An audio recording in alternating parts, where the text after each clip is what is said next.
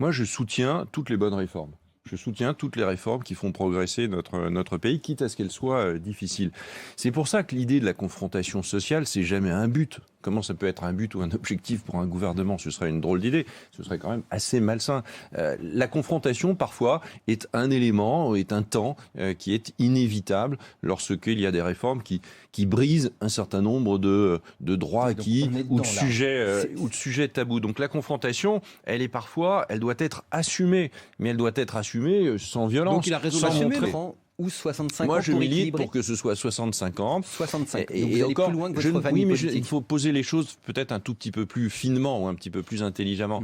Ça ne veut pas dire 65 ans lundi. Ça veut dire qu'il faut éclairer les Français sur les 10 ans ou 15 ans qui viennent. Il faut dire à quel âge ils partiront en retraite. Ouais, il faut commencer tout de suite. Oui, mais M. Daron, il faut commencer tout de suite. Si vous augmentez... D'ailleurs, il ne dit pas ça. Il ne dit rien sur l'âge. Moi, je pense qu'il faut décaler tous les 3 mois. C'est-à-dire que, par exemple, pour une réforme votée en 2020, dès 2021, vous partez à 62 ans et 3 mois, l'année d'après à 62 ans et 6 mois. On poursuit... Non, la réforme Touraine, c'est pas du tout l'âge. La réforme Touraine, c'est la durée de cotisation. Confondez pas les deux trucs, parce que là, on va pas y arriver. Donc, c'est la durée de cotisation. C'est la prolongation de la réforme Fillon, la réforme Touraine. Oui, on imagine que vous voulez prolonger comme ça. la réforme Moi, je Fillon. vous parle de l'âge, c'est-à-dire de quelque chose d'efficace et quelque chose de compréhensible par tous. Donc, nous devons aboutir au bout d'une douzaine d'années, à peu près à 65 ans. C'est l'âge de départ dans la plupart des pays. Nous, on a, il y a 10 ans, brisé un tabou énorme qui était 60 ans, comme si c'était inscrit dans le marbre de la Constitution. Pas du tout, c'était une décision de M. Mitterrand et qui avait baissé l'âge de la retraite à 60 ans, quand l'espérance de vie, d'ailleurs, avant, on partait à 65 ans avec une espérance de vie très inférieure. Donc, il a baissé cela et depuis, les régimes sont en déséquilibre.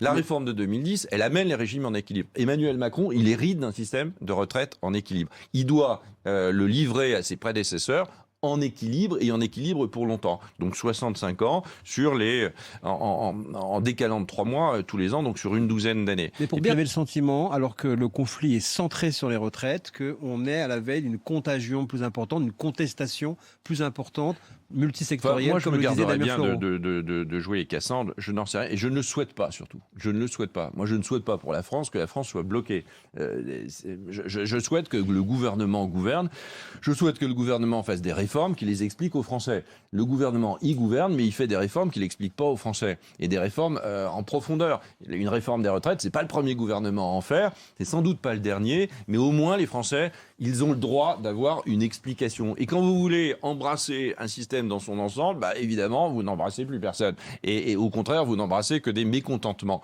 Et c'est exactement ce qui se passe. Qui pourra dire à un moment donné que la réforme, elle était plus juste? Honnêtement, personne. Dans 1 an, dans 2 ans, dans 5 ans, absolument personne. Et la première des justices, je le répète encore une fois, parce que le gouvernement entend d'éviter cela, c'est évidemment le fait que ce système soit équilibré, c'est-à-dire que financièrement, on soit sûr de pouvoir payer les retraites. Et les paramètres dominent le systémique, pour reprendre l'expression du gouvernement. En français, ça veut dire quoi? Ça veut dire... Vous avez raison, parce que c'est des termes. Ça veut dire une chose, ça veut dire que les Français, ils se posent des questions paramétriques. Ils se posent la question, quand est-ce que je vais partir à la retraite? À quel âge je peux partir à la retraite? Avec quelle retraite, avec quelle pension je vais pouvoir partir? Et éventuellement, s'il y a une reversion, si je meurs, ma veuve ou mon veuf, quels seront ses droits à avoir reversion sur ma pension? C'est des questions simples, les réponses sont compliquées, mais les gouvernements, ils ne sont pas faits pour... les gouvernements, ils sont faits pour répondre à des questions compliquées. Alors, on va voir. Ils sont faits pour répondre simplement à des questions compliquées. C'est pas le cas.